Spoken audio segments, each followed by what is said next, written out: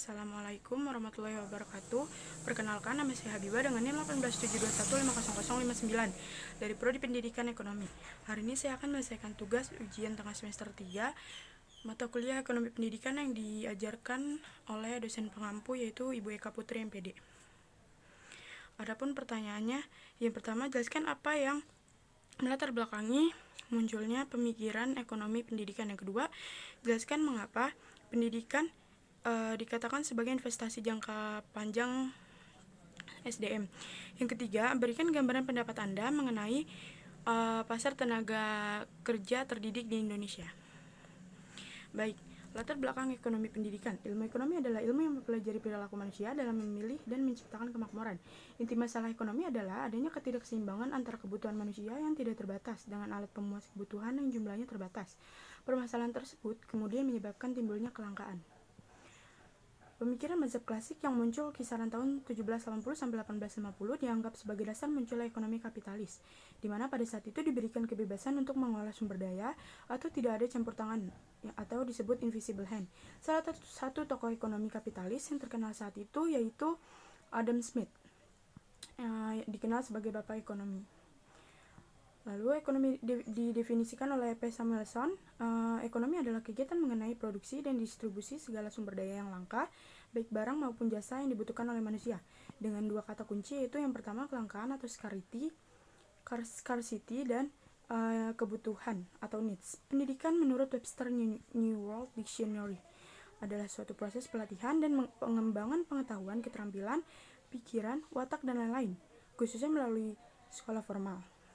Kegiatan pendidikan menyangkut produksi dan distribusi pengetahuan baik di lembaga reguler maupun non-reguler, karena mayoritas kegiatan tersebut berlangsung di lembaga pengajaran seperti sekolah swasta dan negeri.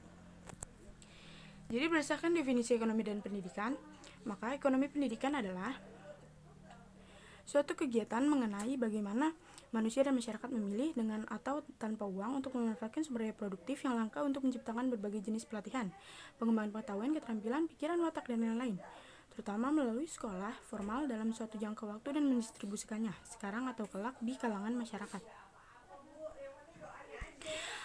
Lalu ada menurut Saxophone, pemikiran Saxophone sebagai yang pertama kali menggunakan kata oikos atau rumah tangga dan nomos atau aturan hukum, dan secara garis besar diartikan sebagai aturan rumah tangga atau manajemen rumah tangga. Sementara yang dimaksud dengan ahli ekonomi atau ekonom adalah orang menggunakan konsep ekonomi dan data dalam bekerja. Lalu ada tokoh-tokoh ekonomi lainnya. Yang pertama ada David Ricardo, yang kedua John M. Keynes, yang ketiga Alfred Marshall, dan yang keempat Aristoteles. Teori menurut David Ricardo. Teori Ricardo yang paling berpengaruh dalam ekonomi klasik itu mengenai keunggulan komparatif dan teori nilai. Sedangkan karya Ricardo yang paling terkenal adalah Principle of Political Economics and Taxation pada tahun 1917. Lalu teori yang dikembangkannya adalah teori tentang produksi dan distribusi, sewa tanah, dan perdagangan internasional. Lalu yang kedua menurut John Maynard Keynes, yang terkenal karena bukunya yang berjudul The General Theory of Employment pada tahun 1930. Dalam buku ini dikemukakan teori tentang keberadaan pengangguran yang akan selalu ada kapan saja dalam waktu yang tidak terbatas. Pemikiran Keynes di dalam buku ini kemudian membentuk Keynesianisme yang kemudian menjadi salah satu bagian dalam sejarah pemikiran ekonomi barat. Keynes juga dikenal sebagai pelopor dari teori ekonomi makro.